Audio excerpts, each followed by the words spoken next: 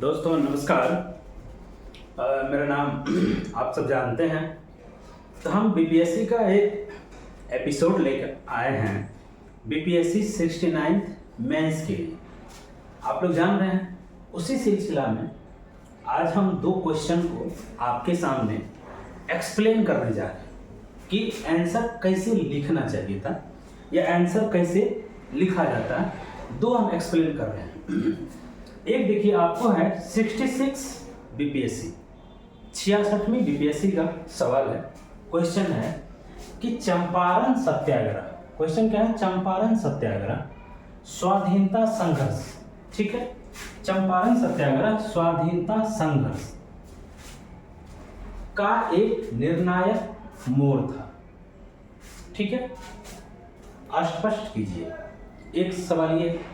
दूसरा सवाल आप देखिए, ठीक दूसरा, 1857 का विद्रोह भारतीय इतिहास में एक निर्णायक मोड़ था, स्पष्ट कीजिए, बताइए।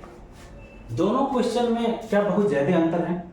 नहीं है ना, सिर्फ घटनाक्रम का अंतर है।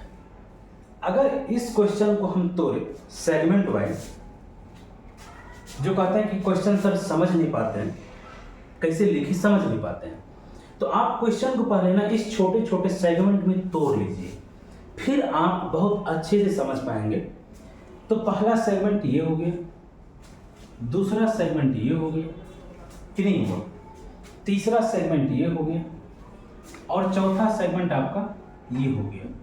हो सकता है यहाँ पे आलोचनात्मक मूल्यांकन भी दे सकता था, यहाँ स्पष्ट ये दिया है, समीक्षा भी लिख सकता था। तो एक सेगमेंट आप इसको मान लीजिए, 4 सेगमेंट हो गए। ठीक इसी तरह इस क्वेश्चन को देखिए, पहला सेगमेंट हो गया भारतीय इतिहास, दूसरा सेगमेंट हो गया निर्णायक मोड़, तीसरा सेगमेंट और फिर स्पष्ट कीजिए चौथा सेगमेंट। क्या अब आप बताइए, जो ये क्वेश्चन है, इस क्वेश्चन में किस शब्द से आप परिचित नहीं हैं? बताइए। चंपारण सत्याग्रह आप परिचित हैं कि नहीं? स्वाधीनता संघर्ष मतलब जो हमारे यहाँ राष्ट्रीय आंदोलन चला था, आज़ादी का जो आंदोलन चला था, आप परिचित हैं उससे। अब आपको लगा कि सर निर्णायक मोड़ था, ये कैसे लिखना है, निर्णायक मोड़ कैसे हमें बताना है, कैसे इसको स्पष्ट करना है कि निर्णायक मोड़ था। ठीक उसी तरह 1857 का विद्रोह, आप 1857 के विद्रोह के बारे में पूरी तरह से परिचित हैं कि नहीं? 57 के विद्रोह में क्या हुआ था? भारतीय इतिहास परिचित है, भारतीय इतिहास से। तो यहाँ पे 1857 का विद्रोह भारतीय इतिहास में, तो मॉडर्न काल का सवाल है, ठीक है। अब भारतीय इतिहास का मतलब आप एनिशिएंट में लेके मत चले जाइएगा या मेडिवल में लेके मत चले जाइएगा, ठीक है ना। क्वेश्चन है मॉडर्न इंडिया का, एक निर्णायक मोड़ था।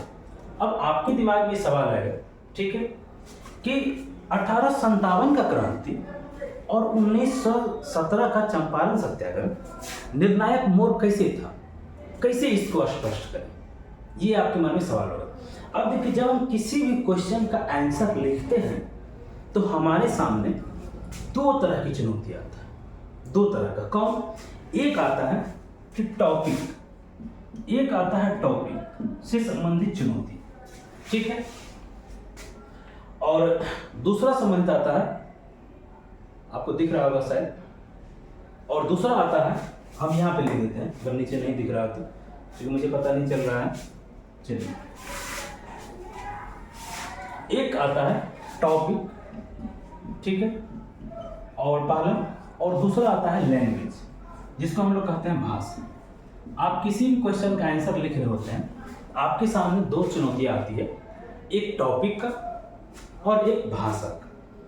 अब देखिए यहाँ क्या है, टॉपिक आपको पता है, क्या है टॉपिक? चंपारण सत्याग्रह। टॉपिक पता है चंपारण सत्याग्रह, टॉपिक पता है 1857 का विद्रोह, टॉपिक पता है 1857 का विद्रोह। बट अब आप क्वेश्चन को इसलिए नहीं समझ पा रहे हैं क्योंकि जो भाषा का यूज किया गया है निर्णायक मोड़, वो उस भाषा को आप नहीं समझ पा रहे हैं, ठीक है। इसमें भी आप इसको नहीं समझ पा रहे हैं, निर्णायक मोड़ में लिखना क्या है। तो देखिए यही हम बताएं, हो सकता है यहाँ दूसरी भाषा हो सकती थी। महत्वपूर्ण कि चंपारण सत्याग्रह स्वाधीनता संघर्ष में एक महत्वपूर्ण आंदोलन था, स्पष्ट कीजिए। दूसरा क्वेश्चन इस तरह हो सकता था कि चंपारण सत्याग्रह स्वाधीनता संघर्ष में इसकी भूमिका का विश्लेषण कीजिए। चंपारण सत्याग्रह का स्वाधीनता संघर्ष में इसकी भूमिका का विश्लेषण कीजिए। क्या क्वेश्चन हो सकता था कि नहीं हो सकता था? ठीक है, यह चंपारण सत्याग्रह में बिहार के योगदान की विवेचना कीजिए। तो क्या हो गया, अलग अलग भाषा हो गई, टॉपिक एक है, देखिए क्या हुआ, भाषा अलग अलग हो गया। और यहाँ देखिए इस दोनों क्वेश्चन में भाषा सेम है लेकिन टॉपिक अलग अलग हो गया। अब आप टॉपिक के बारे में तो जान रहे हैं बट आप भाषा नहीं समझ रहे हैं, तो हम क्या बोले, ये दो इंपॉर्टेंट, अगर ये दो किसी भी क्वेश्चन का ये दो चीज अगर आप समझ रहे हैं उसके बाद बहुत बेहतरीन आंसर आप लिख पाएंगे। तो हम देखिए कितना सरल, इसी तरीका से हमारे यहाँ जो ऑफलाइन बच्चे पढ़ते हैं इतनी ही सरलता से हम उसको क्वेश्चन को सिखाते हैं। हम कहते हैं पहले आप क्वेश्चन को सेगमेंट में तोड़ना सीखिए। आप अगर दिल्ली में रहते हैं या दिल्ली के बाहर भारत के किसी भी शहर में रहते हैं, आप यूपीएससी, बीपीएससी, यूपी पीसीएस या अदर स्टेट पीसीएस का तैयारी करते हैं, तो आप इस तरह से अगर मेंस क्वेश्चन को नहीं समझ पाते हैं तो इस तरह से समझने के लिए आप हमसे जुड़ सकते हैं। आप अपना क्वेश्चन हमें ऑनलाइन लिख के भेज सकते हैं, हम आपको चेक करके बता देंगे। अगर कोई क्वेश्चन आपको समझ में ना आए तो हम इसी तरीक़ा से वीडियो बना के आपको भेज देंगे, या आपको हम फ़ोन पे भी मदद कर सकते हैं। तो 1499 रुपया पर मंथ हम फीस लेते हैं, 1499 रुपया हमारा पर मंथ का फीस है। ठीक है, आप इस फीस पे एडमिशन ले सकते हैं हमारे यहाँ। अगर आपको अच्छा ना लगे, हम पर मंथ फीस इसलिए लेते हैं, अगर आपको अच्छा ना लगे तो आप हमें छोड़ के जा सकते हैं। देखिए हमें कोचिंग के संचालक हैं, उसके बावजूद हम आपको ये बात बता रहे हैं कि अगर आपको हमारे यहाँ अच्छा ना लगे कि सर हम जिस चीज़ के लिए आपके पास आए थे वो तो हमें नहीं मिल रहा है, एक बार में अगर आप पैसा फंसा देंगे, आप मुंह में फंसेंगे, आप छोड़ के नहीं जा पाएंगे, क्योंकि फिर आप पैसा अरेंज कर पाएंगे, पुनः अरेंज कर पाएंगे या नहीं कर पाएंगे। लेकिन हम बस मंथली फीस लेते हैं। और हम कह रहे हैं अगर हम आपके विश्वास पर खरे नहीं उतरते हैं तो हम ये कह रहे हैं कि आप मेरे चक्कर में अपना समय और संसाधन बर्बाद मत कीजिए। ये किसी कोचिंग वाले की हिम्मत नहीं है ये बात करने की, नहीं तो आप किसी वीडियो में नहीं सुने होंगे। हम कह रहे हैं कि अगर हमारी बात आपके विश्वास पर हम खरे नहीं उतर रहे हैं, आप हमारे चक्कर में अपना समय और संसाधन बर्बाद ना करें। और अगर विश्वास पे खरे उतर पा रहे हैं कि सर हम जिस चीज़ के लिए आपके पास आए थे वो मुझे मिल रहा है, तो आप नेक्स्ट मंथ कंटिन्यू कर सकते हैं। अभी हमारे यहाँ बीपीएससी का बैच चल रहा है, यूपी पीसीएस का चल रहा है, यूपीएससी का चल रहा है। आप हमसे आंसर राइटिंग के लिए संपर्क कर सकते हैं। ठीक है, अब देखते हैं इस क्वेश्चन को हम कैसे आंसर लिखेंगे, ये हम अब आप लोग को बताने वाले हैं। इस क्वेश्चन का हम आंसर कैसे लिखेंगे। ठीक है, तो देखिए अब यहाँ पे हमको था भूमिका कहाँ से शुरुआत करना है। एक समस्या आता है कि सर लिखना शुरुआत कैसे करना है, ये समझ में नहीं आता है। और शुरुआत अगर आपका गड़बड़ा गया तो पूरा आंसर आपका गड़बड़ा जाएगा। देखिए कोई यहाँ से शुरू कर देगा स्वाधीनता संघर्ष से, कि भारत में आज़ादी का एक लंबा इतिहास रहा, राष्ट्रीय आंदोलन का एक लंबा इतिहास रहा है। यहाँ से आप शुरू कर सकते हैं कि स्वाधीनता संघर्ष का भारत में एक लंबा इतिहास रहा है जिसमें सभी वर्गों के लोगों ने भाग लिया था। ठीक, और अंततः सभी वर्गों के लोगों ने इसके कुछ महापुरुषों के द्वारा नेतृत्व प्रदान किया गया था। आप यहाँ से भी शुरू कर सकते हैं। तो यह क्या होगी, एक थोड़ा सा अलग दिशा का भूमिका चलिए, ये आपका थोड़ा कमजोर भूमिका होगा। देखिए मेंस में कुछ गलत नहीं होता है, बस किसी को 3 नंबर, किसी को 4, किसी को 5 मिलता है, कि बिल्कुल गलत नहीं होता है कोई भी चीज़। लेकिन दूसरा भूमिका आपका चंपारण सत्याग्रह से आप शुरू कर सकते हैं। तो इसी तरीके से आप क्वेश्चन में आइडेंटिफाई कर लेंगे कि मेन वर्ड कौन सा है, की वर्ड कौन सा है, उस हिसाब से आप अपना भूमिका शुरुआत कर सकते हैं। की वर्ड कौन सा, अब देखिए चंपारण सत्याग्रह, क्या आप नहीं लिख सकते हैं चंपारण सत्याग्रह का संबंध भारत के वर्तमान में बिहार राज्य से है, बिहार राज्य के पूर्वी पश्चिमी चंपारण जिले से है, लिख सकते हैं। इस आंदोलन की शुरुआत 1917 में गांधी जी के नेतृत्व में हुआ था। चंपारण के किसान तिनकठिया पद्धति से परेशान थे, अतः राजकुमार शुक्ल के आह्वान पर गांधी जी ने इसका नेतृत्व किया था। क्या आप देखिए, चंपारण सत्याग्रह पे सवाल पूछा है और भूमिका उठाया चंपारण सत्याग्रह से, क्या डायरेक्ट हिट की क्वेश्चन। तो ये होता है भूमिका लिखने का सही अप्रोच। अब हम इसको थोड़ा मिटाते हैं यहाँ पे, ठीक है। अब देखिए यहाँ पे क्या है कि आप ये देखिए छोटा छोटा पैराग्राफ बनाइए, छोटा छोटा पैराग्राफ बनाएंगे, पढ़ने में एग्जामिनर को मजा आता है और आपका आंसर भटकाव भी नहीं होगा। आपने भूमिका 4 लाइन 5 लाइन का लिखा, एक छोटा सा प्यारा सा अपने भारत का या अपने बिहार का प्यारा सा एक मैप बना दिए, ठीक है, एक प्यारा सा मैप बना दिए। और यही तो है हमारा चंपारण ना, यहाँ पे लिख दिए, ये हमारा चंपारण है। चंपारण 1917 गांधी जी लिख दिए। क्या हो गया आपका मैप एडजस्ट हो गया कि नहीं हो गया? अब उसके बाद आप लिखना शुरू किए, एक सब हेडिंग बनाए, सब टॉपिक बनाए, यहाँ पे हम लिख देते हैं इसको, एक सब हेडिंग या सब टॉपिक बनाया, क्या? निर्णायक मोड़। इसको लिखे निर्णायक मोड़, ठीक है। यहाँ पे लिख दिए कैसे, इसको घेर दिए। अब आप पहला पॉइंट, दूसरा पॉइंट, तीसरा पॉइंट, चौथा पॉइंट आप देते चले, ठीक है। पहला पॉइंट, दूसरा पॉइंट, तीसरा पॉइंट, चौथा पॉइंट आप देते चले और लास्ट में आप कंक्लूजन लिख दिए, आपका आंसर कंप्लीट हो गया। अब कहेंगे सर यहाँ पहला पॉइंट क्या लिखा है, वही तो समझ में नहीं है। चलिए हम बता रहे हैं कि पहला पॉइंट क्या है। देखिए सपोज कीजिए आपकी लाइफ में कोई ऐसा घटना घटता है जो आपकी लाइफ को बहुत बुरी तरीक़ा से चेंज कर देता है, या तो वहाँ से आप सकारात्मक हो जाते हैं, बहुत अच्छे हो जाते हैं, या फिर हो सकता है कि आपकी स्थिति थोड़ी खराब भी हो सकती है। सपोज कीजिए आप यूपीएससी का तैयारी कर रहे हैं और अगर आप क्वालिफाई कर जाते हैं, क्या हुआ? एक झटके में आपका लाइफ चेंज हो गया कि नहीं हो गया? तो यूपीएससी क्वालिफाई करना क्या आपके जीवन में एक निर्णायक मोड़ साबित नहीं हुआ कि नहीं हुआ? यूपीएससी क्वालिफाई करना इसी तरीके से आप कहते होंगे, आप अपने दोस्तों के साथ में ये चर्चा करते होंगे, सिंपल चीज़ है कि यार जब से मेरे लाइफ में ये घटना घटा है मेरा जीवन पूरी तरह से चेंज हो गया है। जैसे हो सकता है आपके जीवन में कोई इस शहर में पहले हम थे तो सब कुछ सही चल रहा था, जब से हम दूसरे शहर में गए हैं तब से ये समस्या आने लगी है। या एक और हम एग्जांपल देते हैं कि आपके जीवन में अगर कोई लड़की आती है, हम लड़की से हाथ जोड़ के क्षमा चाहते हैं, आपको हम कभी, मेरा कोई इंटेंशन नहीं कि हम आपको नीचा दिखाएं, एक एग्जाम्पल देने के लिए, समझाने के लिए सिर्फ हम इस पर्सन का उदाहरण दे रहे हैं। नहीं तो पता नहीं कब किस पे FIR हो जाता है, आजकल किसकी भावनाएं कब आहत हो जाती है पता नहीं चलता, ठीक है। तो आपके जीवन में कोई लड़की आती है, आपकी गर्लफ्रेंड बनती है, फिर आप कितना परेशान हो जाए। अगर दिल्ली में आप रहते हैं तो यार घर से पैसा मंगाते हैं किसी शहर में रहने के लिए, दिल्ली में अन्य भारत के किसी शहर में रहने के लिए, और वो पैसा उनके पीछे खर्चा करना पड़ता है, फिर आप कितना परेशान हो जाते हैं। तो क्या होगा कि जब से ऐसे आप अपने फिर दोस्तों के बीच आप बात संवाद करते हैं कि अब जब से वो मेरी लाइफ में आई है ना, मेरा जिंदगी क्या हो गया है आगे आप जानते हैं, ठीक है। या कनिष्क कटारिया सर जैसे मिले, जिंदगी सवर भी जाता है। तो कैसा मिलता है वो आपके ऊपर डिपेंड करता है।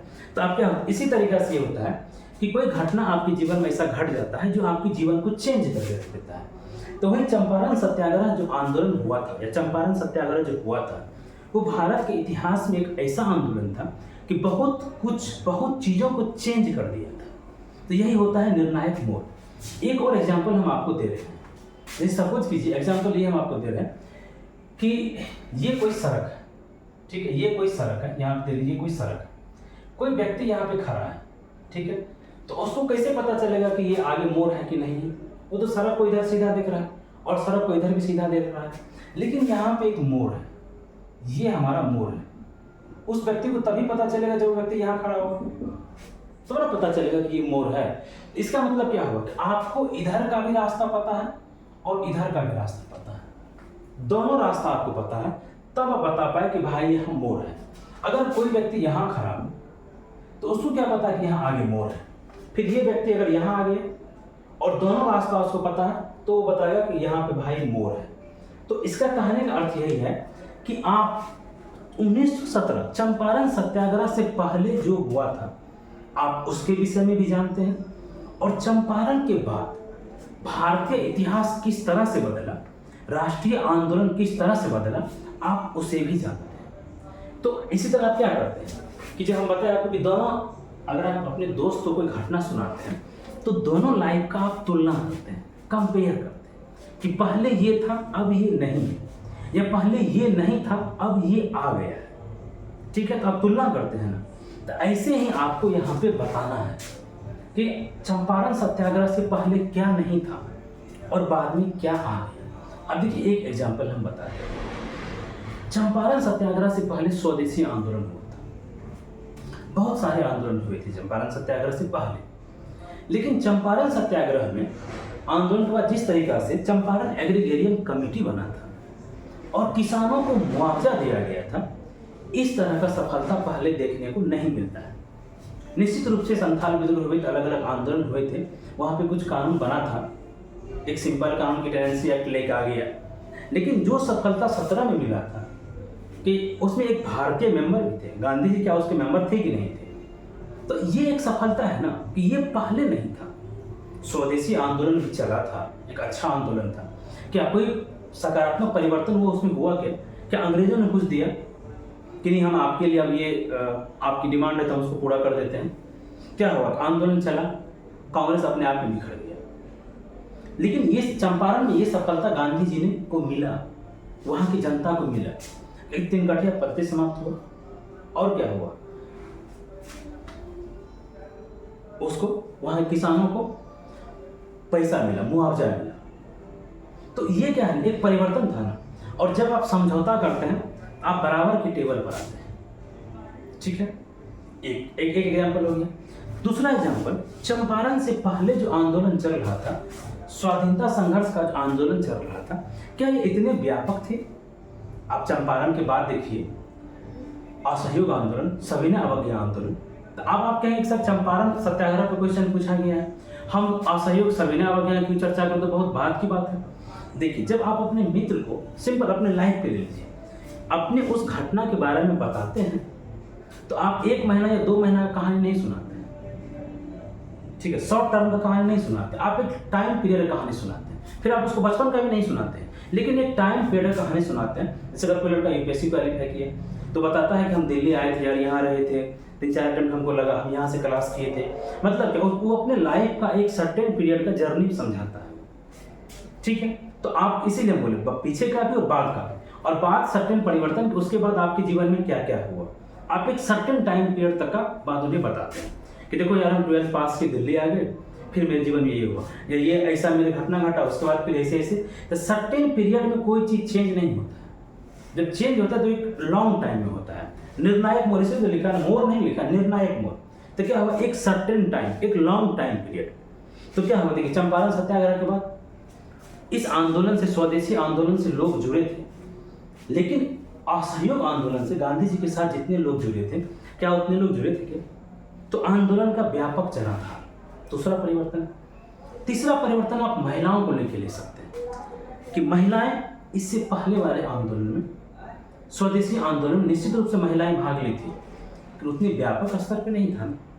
इसके बाद क्या हुआ, व्यापक स्तर पे महिलाएं भी भाग ली असहयोग आंदोलन में। फिर नेक्स्ट आप देख लीजिए, इसी तरीका से जो इससे पहले ब्रिटिश सरकार के द्वारा एक्ट लाया जा रहा था, ठीक है, एक्ट लाया जा रहा था, उसमें देखिए, और उसके बाद जो 1919 का एक्ट आया था, आप देखिए कितना 1919 एक्ट में कितना अधिक प्रावधान किया गया था कि पहली बार इस तरीका से आरक्षित और हस्तांतरित विषय बनाया गया था कि नहीं बनाया गया था। तो आपको हर सेक्टर में सुधार देखना है कि आर्थिक क्षेत्र में क्या परिवर्तन आया, राजनीतिक क्षेत्र में क्या परिवर्तन आया, सामाजिक क्षेत्र में क्या परिवर्तन आया, सांस्कृतिक क्षेत्र में क्या परिवर्तन आया, धार्मिक क्षेत्र में क्या परिवर्तन आया, संवैधानिक सुधार में क्या परिवर्तन आया, आंदोलन के स्तर पे क्या परिवर्तन आया। हाँ, कितना पॉइंट होता है, लगभग 7-8 पॉइंट होता है। इस 7-8 पॉइंट को, 8 पॉइंट को अगर आप 3 लाइन में भी एक्सप्लेन करते हैं तो कितना जाएगा, 8 या 24 लाइन। और एक पेज पर तो मुश्किल से 12-15 लाइन आप लिखते हैं, 10-12 लाइन, तो 2-2.5 पेज तो आप ऐसे लिख देंगे ना। और 1 पेज भूमिका, 3 पेज, आधा पेज, 1 पेज के आसपास उधर, आधा पेज निष्कर्ष, 4-4.5 पेज तक पहुंच गए।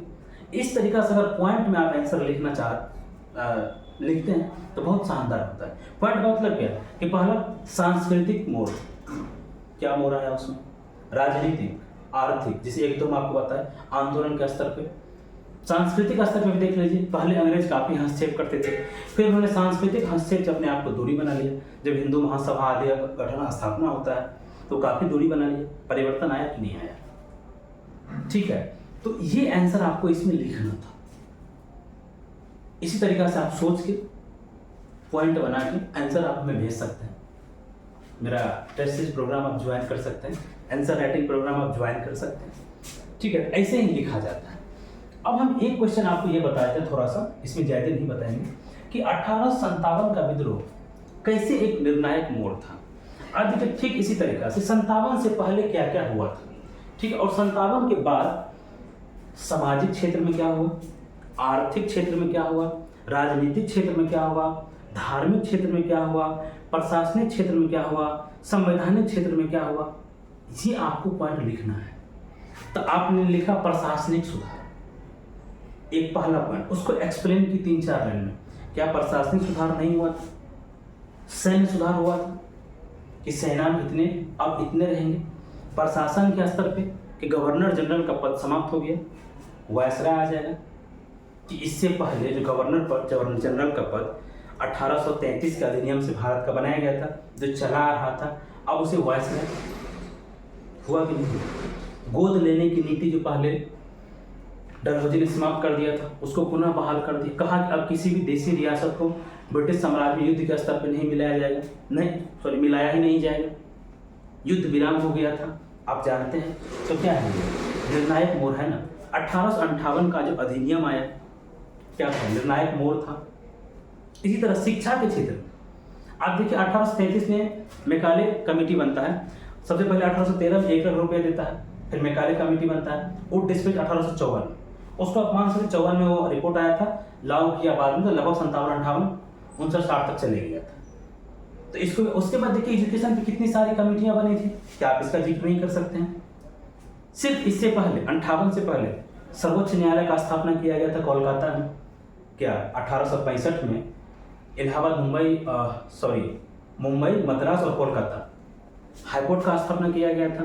क्या आप जिक्र नहीं कर सकते हैं कि संवैधानिक सुधार है, प्रशासनिक सुधार है, आर्थिक सुधार है, राजनीतिक सुधार है? जिक्र कर सकते हैं कि नहीं कर सकते? यही है निर्णायक मोड़। इससे पहले ये नहीं था, ये आया है, ये परिवर्तन हुआ है, ये मोड़ है। इसी तरह यहीं पे क्वेश्चन लगा देता कि 1857 का भारतीय इतिहास में एक परिवर्तन बिंदु था। ये क्वेश्चन कहीं हमने देखा है, परिवर्तन बिंदु वाला। तो क्या करेंगे, आप यही जिक्र करेंगे कि कैसे परिवर्तन बिंदु था, कैसे निर्णायक मोड़ था। आप, हमें लगता है अब आप इस एसेंस को समझ गए होंगे कि क्वेश्चन में क्या लिखना था। तो इस इतने ही सरल तरीका से हम क्वेश्चन लिखना सिखाते हैं हर स्टूडेंट को। अगर आपको कुछ नहीं भी आता है फिर भी आप ना घबराएं, ऑनलाइन ऑफलाइन मेरा आंसर राइटिंग प्रोग्राम का बैच आप ज्वाइन कर सकते हैं, और मंथली फीस है। और किसी भी कोचिंग को आप यार एक बार में फीस मत, ठीक है। वो आप कहता है कि अगर 2-3 बार में देंगे इंस्टॉलमेंट तो कुछ पैसा बढ़ जाएगा, आप उसे मत दो। आप एक बार पैसा देते हो, हिंदी माध्यम के छात्र से हम विशेषकर कहना चाहते हैं, आप फंस जाते हो यार। हम तो एक वीडियो बनाए थे कि बहुत सारे इंस्टीट्यूशन में इस तरह का कौन समझाया, बताओ। आप यूट्यूब पे वीडियो चेक करना, टीचर को खुद नहीं आता है यार, क्या करेगा वो, रटी रटाई चीज़ें पढ़ा रहा है, तभी तो असफलता का दर इतना अधिक है। आप कहेंगे हमें कि सर आप भी तो असफल हैं। भाई हम भी इसी सिस्टम के तुम्हारे हुए हैं, इसी कोचिंग के तुम्हारे हुए हैं हम भी। कि जब हमें ज्ञान हुआ, जब हम एग्जाम दिए रियल में, हम यूपीएससी का इंटरव्यू दिया, आप लोग जानते हैं, जब हम फेल किए तब समझ में आया कि यार क्वेश्चन तो कुछ और पूछ रहा है और यहाँ बताया कुछ और जा रहा है। तब दिमाग खोला, फिर से हम तैयारी शुरू किए, ठीक है। तभी अटेम्प्ट मेरा यूपीएससी का खत्म नहीं हुआ, अभी अटेम्प्ट है, ठीक है। तो इसीलिए तो हम ये सब इजाद किए यार आप लोगों के लिए कि नहीं यार, ये जो बेवकूफ़ बनाया जा रहा है ना, थोड़ा सा लड़कों को जागरूक किया जाए। हम भी हिंदी माध्यम के छात्र हैं, हिंदी पट्टी मेरा घर पड़ता है, बिहार मेरा घर है हिंदी, तो हम जानते हैं यार बिहार से कितने निम्न स्तरीय लड़के सब आते हैं, कितने नॉर्मल घर के लड़के आते हैं यार, मुझे पता है। तो फीस नहीं जुटा पाता है, कभी कभी मुश्किल से फीस कलेक्ट करके देता है, और फिर आप जिस पे विश्वास करते इस तरीके से, तो आपको अगर ये अच्छा लगा हो, इसे मुझे इसीलिए बताना पड़ा, ये सब की चीज़ें चलती हैं।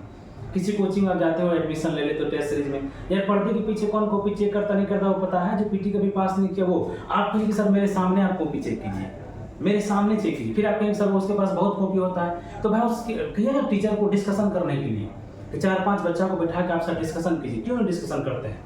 तभी तो आपका कॉन्सेप्ट क्लियर होगा। तो हम इसी तरह से डिस्कशन करते हैं, जैसे बोर्ड पे हम क्वेश्चन लिखें, एक एक सेगमेंट में तोड़ के आपको बताएं और कहाँ से भूमिका लिखा जाए। देखिए स्वाधीनता संघर्ष में हमने भूमिका बताया, लेकिन क्या बोला वो कमजोर भूमिका था। तो ऐसे हर एक एक चीज़ हम क्लियर करते हैं, डाउट क्लियर करते हैं। ठीक, अगर ये वीडियो आपको अच्छा लगा हो तो आप इस चैनल को सब्सक्राइब कर लीजिए। हम इसलिए कहते हैं कि यार अधिक से अधिक लोगों का कल्याण, आपको अच्छा लगा दूसरे तक भी पहुँचाइए इन वीडियो को, और इस चैनल को सब्सक्राइब कर लीजिए, वीडियो को लाइक कर लीजिए। वीडियो का अपना एक समय सीमा होता है, लगता है शायद काफ़ी लंबा वीडियो हो गया है। ठीक, बहुत बहुत धन्यवाद आपको।